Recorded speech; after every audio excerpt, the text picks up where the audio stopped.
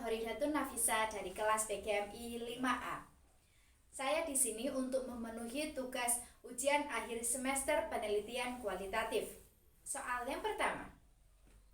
Penelitian kualitatif bersifat subjektif. Peneliti melakukan interaksi secara langsung terhadap objek yang ditelitinya. Bahasanya informal, menggunakan kata personal, dan proses induktif dan desainnya dapat berkembang atau dinamis. Sedangkan penelitian kuantitatif bersifat objektif. Penelitian bebas dari apa yang ditelitinya. Bahasanya formal, berdasarkan teori dan kata-kata kuantitatif, prosesnya deduktif, dan desainnya statis dari awal hingga akhir. Beberapa ringkasan perbedaan penelitian kuantitatif dan kualitatif diantaranya. 1. Untuk penelitian kuantitatif, mengukur data yang objektif, makna, budaya. Yang kedua, terfokus pada variabel-variabel. Yang ketiga, rehabilitas adalah kunci. Yang keempat, bebas nilai. Yang kelima, tidak tergantung pada konteks. Yang keenam, terdiri kasus atau subjek yang banyak. Yang ketujuh, menggunakan analisis statistik. Yang kedelapan, peneliti tidak memihak. Sedangkan untuk penelitian kualitatif yang pertama, mengkonstruksi realitas sosial dan makna budaya. Yang kedua, berfokus pada proses dan peristiwa. Yang ketiga, keaslian merupakan kunci. Yang keempat, tidak bebas nilai. Yang kelima, tergantung pada situasi atau konteks. Yang keenam, terdiri atas beberapa kasus. Yang ketujuh, bersifat analisis. Dan yang kedelapan, peneliti memihak. Untuk poin yang kedua yaitu penelitian yang cocok untuk metode kualitatif. Penelitian kualitatif berbeda dengan penelitian kuantitatif. Jenis metode penelitian ini tidak bermain dengan angka. Cakupan penelitian kualitatif juga lebih kecil dibandingkan kuantitatif, tapi dilakukan secara mendalam. Penelitian kualitatif ini dilakukan menggunakan metode naratif, fenomenologi, grounded etnografi, dan studi kasus. Penelitian naratif digunakan apabila peneliti ingin menjalankan kehidupan individu atau kelompok secara yang diteliti. Hasil penelitian dijelaskan secara naratif dan kronologis.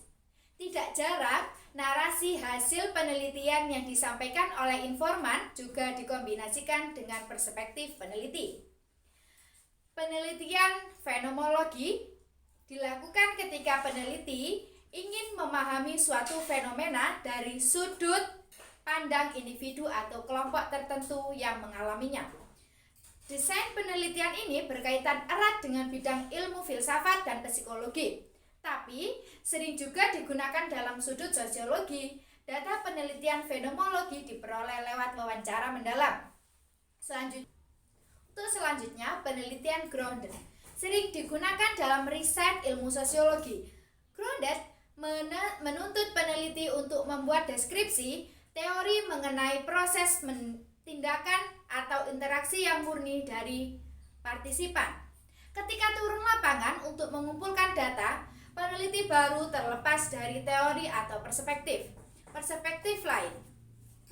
Proses riset grounded merupakan beberapa tahap pengumpulan data dan strategi dalam mengategorikan informasi atau data yang diperoleh. Jenis metode penelitian kualitatif selanjutnya yaitu etnografi. Penelitian etnografi digunakan ketika peneliti ingin mendalami pola perilaku, bahasa, tindakan sosial suatu kelompok atau komunitas tertentu di lingkungan yang natural dan periode waktu tertentu. Teknik pengumpulan data dalam jenis penelitian ini biasanya melibatkan observasi, partisipatoris, dan wawancara mendalam. Untuk yang terakhir adalah metode studi kasus. Jenis penelitian ini diterapkan untuk menyelidiki, menganalisis suatu kasus secara mendalam dan dari berbagai perspektif. Kasus yang diteliti biasanya berupa peristiwa, aktivitas, program, atau proses yang melihat individu atau kelompok. Suatu kasus biasanya terjadi dalam konteks yang spesifik, yaitu pada waktu tempat tertentu, sehingga proses pengumpulan data studi kasus juga dilakukan dalam periode yang waktu ditentukan. Nomor 3 yaitu langkah-langkah penelitian kualitatif. Yang A, persiapan. Persiapan ada beberapa hal, yaitu yang pertama, menyusun rancangan peneliti. Yang kedua, memilih lokasi penelitian. Yang ketiga, mengurus perizinan. Yang keempat, melihat keadaan. Yang kelima, memilih dan memanfaatkan informan. Yang keenam, menyiapkan instrumen penelitian. Sedangkan yang B yaitu lapangan. Yang pertama, memahami dan memasuki lapangan. Yang kedua, mengumpulkan data.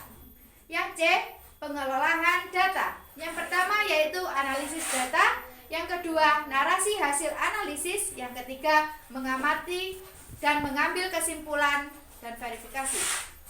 Poin keempat yaitu contoh 2 topik penelitian kualitatif. Yang pertama, saya mengambil yaitu analisis peran kepala sekolah dalam menerapkan manajemen mutu pendidikan. Yang kedua, cara siswa belajar berprestasi. Dan untuk yang terakhir yaitu poin kelima, regulasi yang harus dilakukan dalam penelitian kualitatif antara lain yang pertama, regulasi sumber data. Yang kedua, regulasi peneliti, dan yang ketiga, regulasi teori, sedangkan yang terakhir yaitu regulasi metode. Sekian dari saya. Apabila ada kesalahan atau kurang berkenan dalam penjelasan saya mohon maaf yang sebesar-besarnya. Akhirul kalam, wabillahi taufiq wal hidayah. Wassalamualaikum warahmatullahi wabarakatuh.